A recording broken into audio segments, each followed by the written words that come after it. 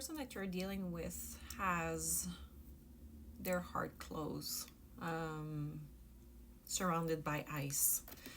And I feel that this person is struggling to open up to you for many, many reasons. We have a couple of cards already.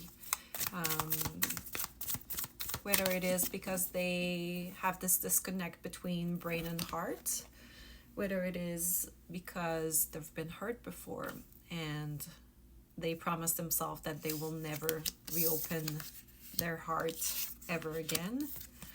It's interesting. So if this is your story, this is going to be your reading. Song of the day is Madonna with Frozen.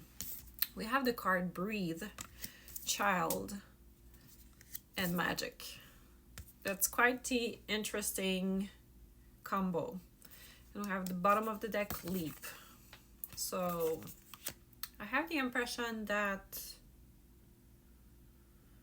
not only the heart is affected, but there is also the lung affected by all this. So maybe this is someone who has asthma, who has like constant bronchitis, chronic bronchitis, for example, or even fibrosis. I have the impression that all this could be related from childhood trauma that led to have this kind of this burst of an inflammatory system in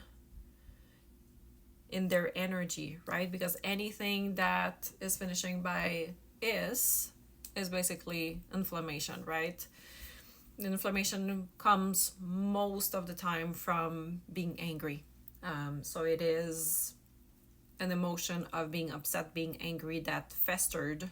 And I have the impression that maybe in this type of scenario, with time, the heart became filled with ice or surrounded by ice, just because there is so much anger that festered, that a lot of system in the body could have been affected.